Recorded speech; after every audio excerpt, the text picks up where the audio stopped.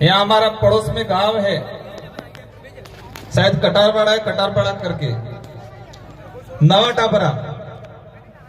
तो नवा टापरा जो कटारा गोत्र है, कटारा गोत्र के बाणेज थे। तो जो कटारा है उनको जोर से बोलना पड़ेगा, और क्योंकि कटारा कभी कभी कहते हैं कटारा कट जाएगा, लेकिन कटारा झुकेगा नहीं कहते हैं। तो इस लड़ाई में सबसे पहले कटारों को आना है, और कटारा के साथ में हम कंधा से कंधा मिला के खड़े रहेंगे। और यहाँ पर हमारे जो सिरा वापसी लगाया था, उस सिरा वापसी को कुछ लोग ले गए, यूं कह रहे हैं आने वाले समय में हम सब मिलके यहाँ लगाएंगे वापस। हम क्या थे, हमारा समाज, हमारा खून क्या था, हमारे पूर्वज कितने ताकतवर थे, और इन पार्टियों वालों ने हमारे लोगों को कितना गुलाम बना दिया था। लेकिन ये एक मंच, ये विचारधारा, इस विचारधारा ने हमारा जो समाज, इन संगठन वालों ने मानसिक रूप से गुलाम बना दिया था, वो वापस खड़ा हो गया है। और अब खड़ा हो गया है तो उसने नीस ने वो स्थायी जवान हुए।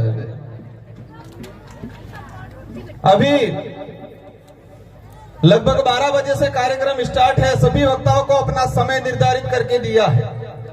कई वक्ताओं ने अलग अलग प्रकार की यह बातें बताई, बहुत अच्छी अच्छी बातें बताई। आज ये इतिहास में नाम दर्ज होगा, हमारी आने वाली पीढ़ी पढ़ेगी कि हमारे पूर्वज एकत्रित हुए थे और सभी ने मिलकर चंदा करके इसको समतल कराया और आदिवासियों के लिए ये रिजर्व कराया। इतिहास में पढ़ा जाएगा। अभी कल पौधे लगाए, आज पौधे लगाए। हमने भी एक अभियान चलाया। 84 विधानसभा को सागवाड़ा विधानसभा से जितनी गाड़ियां आई, प्रत्येक गांव से एक एक पौधा आज लगा के जाएंगे। हम भी आज हमारी विधानसभा से प्रत्येक गांव से एक एक पौधा इस बेणेश्वर की धरती पे लगा के जाएंगे, और कभी कभी पानी भी पिलाने आएंगे यहाँ पर। अभी आज हमारा समाज को किस तरह एक नई दिशा दे, कैसे संगठित करे, हमारे समाज के सामने क्या आपत्ति आ रही है, क्या क्या कठिनाई आ रही है।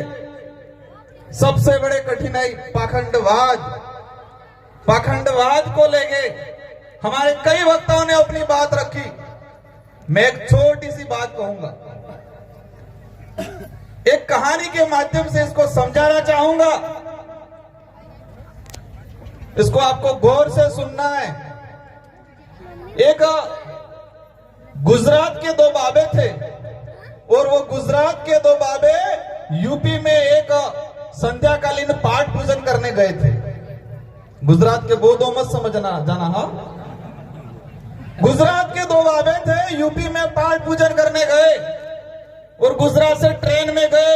यूपी में वहां एक जिला था, वहां उतर के गांव में गए, और उनको रास्ता नहीं पता था कि वो पाठ पूजन करने जा रहे हैं। उस जगह का नाम तो पता था, लेकिन रास्ता नहीं पता था। और रास्ते में एक छोटा सा बच्चा मिल गया, और इस बच्चों को उन बाबों ने पूछा कि बेटा उस फलानी जगह जाने के लिए कौन सा रास्ता है। तो उस बच्चे ने कहा बाबा उधर से इधर जाना, उधर से उधर जाना, आगे से दाएं मुड़ जाना। तो बाबा बोला मेरे को समझ में नहीं आया। तो बच्चे ने कहा, फिर कहा इधर से उधर मुड़ जाना, उधर से उधर जाना। तो बाबा ने कहा बच्चा मेरे को इस रास्ता दिखा दे। उस बाबा ने उस बच्चे से क्या कहा कि बेटा मुझे रास्ता दिखा दे वहां जाने का। तो बेटा वो बच्चा उस बाबा को पकड़ के लेके चलने लगा, और उस बच्चे ने पूछा बाबा को कि बाबा कहां से हो। उसने कहा गुजरात से हूं, यहाँ क्या करने आए हो। तो संध्याकालीन शाम को पाठ पूजन करूंगा। तो बच्चे ने पूछा उस पाठ पूजन में क्या करोगे। तो उन्होंने कहा मैं वहां लोग आएंगे और उन लोगों को मैं स्वर्ग का रास्ता बताऊंगा। तो बच्चा जोर जोर से हंसने लगा, और फिर कहने लगा जिस बाबा को खुद का रास्ता नहीं पता है वो खाक स्वर्ग का रास्ता बताएगा। जिस बाबा को खुद का रास्ता नहीं पता है वो खाक स्वर्ग का रास्ता बताएगा। एक छोटे से बच्चे को ये बात समझ में आई, और हमारे लोग चिल्ला चिल्ला के कह रहे अभी तक किसको समझ में नहीं आ रहा ये पाखंडवाद क्या चीज है। मतलब एक बच्चे को समझ में आ गया कि जिस बाबा को खुद का रास्ता नहीं पता है वो खाक स्वर्ग का रास्ता बताएगा।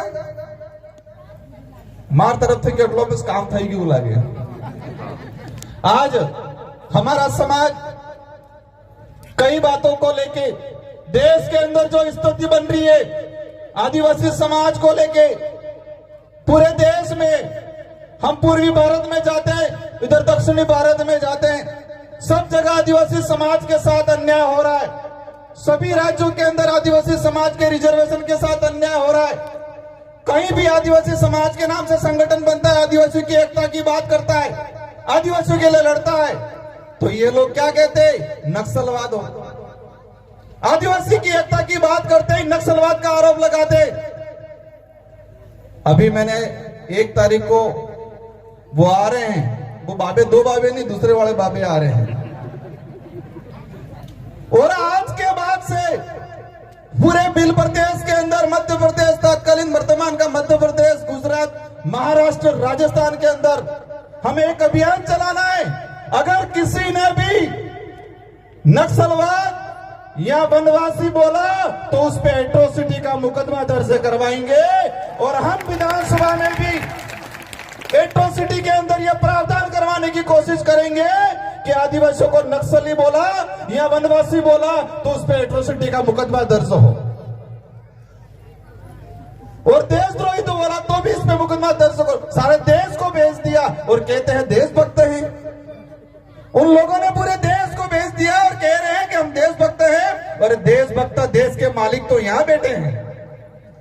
आज देश के अंदर आज ये इतने सारे लोग आए, हम खुशी हुई।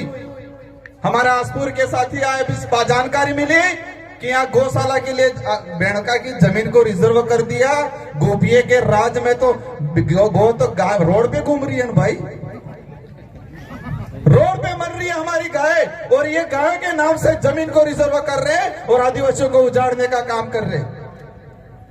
आज रिजर्वेशन को लेके मैं बता रहा था कि इतने सारे हमारे पब्लिक आए, हमारे आदिवासी भाई आए, मध्य प्रदेश से आए, गुजरात से आए, ये हमारी ताकत है। लेकिन कभी कभी मैं सोचता हूं कि हमारी मूल जो ताकत है, हमारी जो मुख्य ताकत है, उस ताकत को हम गिरवी रख के आए हैं।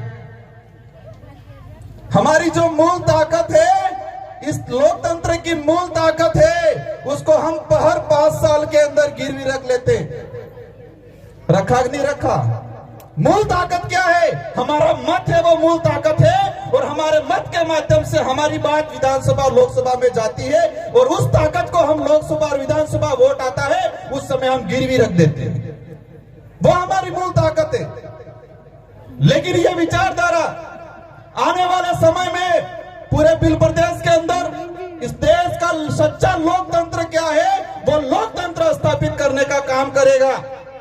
हमें पब्लिक को समझाना है इस संविधान के अंदर जो टिकट और पार्टी का कहीं हवाला नहीं है, उस संविधान के अंदर मत का हवाला है, और वोट है वो महत्वपूर्ण है, और उस ताकत को हमें आजमाना है आने वाले समय में। तो हमें आज 2 विधायक आपने निकाले, आने वाले समय में आपके और कालिया जाएगा तो मजा आएगा। तो हमारी जो मूल ताकत है, हमारे पूर्वजों ने उसको हर 5 साल के अंदर गिरवी रखा। हाँ, आसपुर वाला ने भी 2018 में रख दिया है, 2023 में बारी आ रही है, उधर बांसवाड़ा वाला ने भी रख दिया है। तेवे पूरू अटला समय थे कि जी मिल्यू है गन्ने, अटला समय थे कि हमारे से वोट नोनी 2 रुपयों की दो है, एना समय आवी गयो है, और ब्याज सहित, चक्रवर्ती ब्याज सहित है तो पासो लेवो है, रिटर्न है। लेना है कि नहीं लेना है? क्योंकि हमारा लोकतंत्र के अंदर प्रावधान है पब्लिक का राज, जनता का राज। तो सारी जनता नहीं जा सकती है, लेकिन जनता द्वारा चुना हुआ एक जनप्रतिनिधि विधानसभा और लोकसभा में जाएगा। आपकी सोच के अनुरूप, आपकी विचारधारा का आपके द्वारा सिलेक्शन किया हुआ आदमी जाएगा, तो उनकी कभी हिम्मत नहीं होगी नक्सलवाद, वनवासी बोलने की हिम्मत नहीं होगी। विधानसभा में हम दोनों ने ऐसा बोला, विपक्ष वाले पहले हमेशा वनवासी भूल गए, वनवासी कहना भी थोड़ा थोड़ा भूल गए। जनजाति से वनवासी से अभी जनजाति पे आ गए हैं, और आप चिंता मत करो, आने वाले समय में जनजाति से आदिवासी पर भी आ जाएंगे। आज हमारे पूर्व वक्ता शायद संचालक महोदय पीछे खड़े हो गए हैं, लेकिन मैं आप सबको एक बात कहना चाहूंगा, आज जिन वक्ताओं ने जो बात बोली है, यहाँ पर सिर्फ तालियां बजा के और यहाँ पर हमें सीना चौड़ा करके इतना ही करके भूलना नहीं है, ये बात गांठ बांध लेनी है और समय समय पे उसका मुकाबला करना है। गांठ बांध के घर पे ले जाना है, घर पे ले जाके गांव में बताना है और पूरे आदिवासी समाज को और आने वाले समय में देश लेवल पे पूरे एससी समाज को, ओबीसी समाज को, तीनों जो पिछड़ा दलित है, हमारे दलित भाई भी आवाज उठाते। मैं दिल्ली गया था, जेएनयू के अंदर आवाज उठाते, उनको मायावादी का दर्जा दे दिया जाता है, उन पे भी आरोप लगाया जाता है। ये देश की लड़ाई है, हम सब की लड़ाई है, हम सबको मिल के लड़ना है और आने वाले समय में बताएंगे कि यह कालिया जागी गया ही है और वे तुम्हारे बहकामा में नया बना है। आने वाली पीढ़ी को हमें अच्छी शिक्षा देनी है और शिक्षा के माध्यम से हम लोग अच्छे जनप्रतिनिधि, अच्छे अधिकारी, अच्छे प्रेस वाले भी, अच्छे पुलिस में भी हर जगह अच्छे लोग भेजेंगे और आदिवासी समाज के अस्तित्व को, आदिवासी समाज के रिजर्वेशन को, संस्कृति को बचाने का काम करेंगे। बेड़का के जो डिमांड है जमीन का, सरकारें कह देती है आदिवासी महाकुंभ, लेकिन उन सरकारों को शर्म आनी चाहिए, उन्होंने आदिवासियों के नाम से यहाँ पर कुछ नहीं किया आज तक। कई बड़े बड़े नेता है, आदिवासियों को सिर्फ भीड़ तंत्र बना के रखा, लेकिन उनको भी एहसास कराना है कि यह खजूरम मंबरीम पुटलिम पेशावाड़ा नहीं रह जावे, या कालिया जागी गया है और तमन समय आवे त्राण तुम्हारे रोकवानो काम करेंगे। आप सभी को खूब खूब जोहार। आप सब ने यहाँ पर जो आए शांतिपूर्वक तरीके से अपने घर पे जाना है और इस बात को, इन बातों को गांव गांव, ढाणी ढाणी तक, परिवार परिवार तक प्रसारित करना है। एक तीर एक कमान, एक तीर एक कमान।